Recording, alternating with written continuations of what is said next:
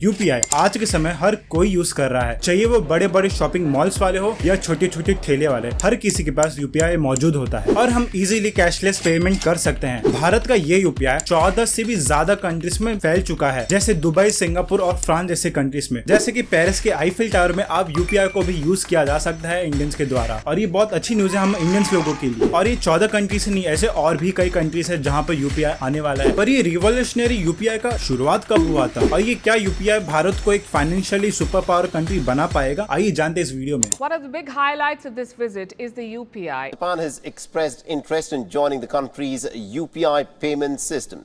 UPI is all set to become India's next big export. तो UPI जिसका मतलब है यूनिफाइड पेमेंट इंटरफेस, ये एक ऐसा इंटरफेस है जिसका एक ही बार में पलकते झपकते एक बैंक से दूसरे बैंक में फट से ट्रांजैक्शन हो जाता है। आज के समय जितने भी ट्रांजैक्शन ऐप यूज हो रहे हैं, जैसे कि गूगल पे और फोन पे, ये सब यूपीआई की वजह से ही हो रहा है। ये साल मई के मंथ में पूरे भारत में 9 बिलियन से भी ज्यादा ट्रांजैक्शन हुए हैं। आप ये सोच सकते हो कि कितना बड़ा अमाउंट है, और हर साल ये ट्रांजैक्शन बढ़ते जा रहा है। पर ये यूपीआई का एक्चुअल शुरुआत कब हुआ था? तो इसका एक्चुअल शुरुआत 2009 आरबीआई के द्वारा एनपीसीआई के जरिए हुआ था, यानी नेशनल कॉर्पोरेशन पेमेंट इंडिया। तब के टाइम भारत में ऐसे 5 ऑब्स्टेकल्स थे जिसमें एनपीसीआई को काम करना था। जैसा पहला था वन पेमेंट सिस्टम, जैसे कि भारत में जितने भी पेमेंट सिस्टम है उन सभी को एक सिस्टम में लाना। और 2011 में आरबीआई ने ये पाया कि भारत में हर एक इंडिविजुअल सिर्फ 6 नॉन कैश ट्रांजैक्शन नहीं करता है और बाकी का ट्रांजैक्शन कैश से हो रहा है, और ये बड़ी दिक्कत वाली बात थी। और करीब 1 crore retailers card based transaction accept करते थे, और उस टाइम 14.5 करोड़ ऐसी फैमिलीज थी जिनके पास किसी भी प्रकार की कोई भी बैंक फैसिलिटीज नहीं थी, और ब्लैक मनी और करप्शन जैसी चीजों में भी कैश का इस्तेमाल होता था। और फिर आरबीआई ने 2012 में एनपीसीआई को एक विजन स्टेटमेंट दिया, जिसमें हम आने वाले 4 सालों में ऐसा प्लेटफॉर्म बनाएंगे जो कि होगा safe, efficient, accessible, inclusive, interoperable, authorise payment and settlement system. और इस सिस्टम को ग्रीन इनिशिएटिव का भी हिस्सा होना था, जिसका एम था डोमेस्टिक पेमेंट मार्केट में कैशलेस ट्रांजैक्शन बनाना। और फिर 2016 में भारत ने फाइनली यूपीआई को लॉन्च कर दिया, और ये तभी से ही इंडिया में एक्सपोनेंशियली ग्रो होने लग गया। और 2020 में इंडिया ने चाइना और यूएसए को पीछे छोड़कर वर्ल्ड्स लार्जेस्ट पेमेंट मार्केट बन गया। यूपीआई की सक्सेस देखते हुए 2019 में गूगल ने फेडरल रिजर्व बोर्ड को एक सजेशन दी कि देखो सीखो भाई, भारत के जैसा यूपीआई सिस्टम बनाओ, वरना तो आगे चलकर बहुत ही ज्यादा प्रॉब्लम होगी। जरा आप ही सोचो, अगर आप समझो फॉरेन गए और आपको डॉलर से INR में आपको हाई कन्वर्जेशन चार्जेस ना देना पड़े, सोचो कितनी अच्छी बात होगी। आज के समय यूएसए एक सुपर पावर कंट्री है, क्योंकि उसकी डॉलर की करेंसी एक ग्लोबल करेंसी है, और अगर डॉलर की वैल्यू गिरी तो बाकी के कंट्रीज के करेंसीज के लिए बहुत ही अच्छी बात होगी। आज के समय भारत की यूपीआई को 25 कंट्रीज ने अपना लिया है या फिर अपनाने वाला है। आप स्क्रीन पे उसकी लिस्ट देख सकते हो। जैसे कि पिछले साल थाईलैंड के टूरिज्म में 10% पॉपुलेशन भारत से आई थी, तो इसी को आसान बनाने के लिए थाईलैंड में भी यूपीआई लाया जा रहा है, जो कि थाईलैंड के प्रॉम्प्ट पे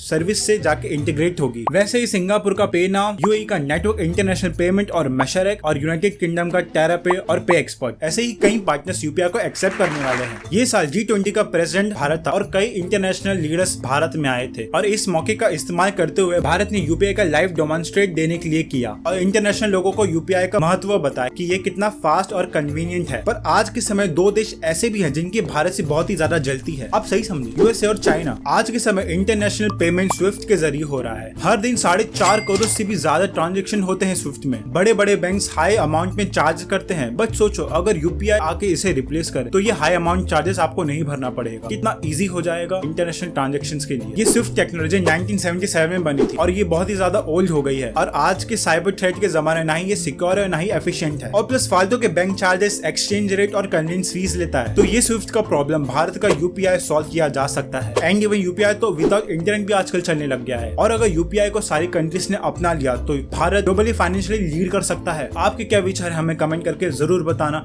आप में से 99.1% लोगों ने हमें सब्सक्राइब ही नहीं किया है, तो सब्सक्राइब कर दो भाई, और वीडियो अच्छा लगा तो लाइक एंड शेयर कर देना। मिलते हैं नेक्स्ट वीडियो में। जय हिंद।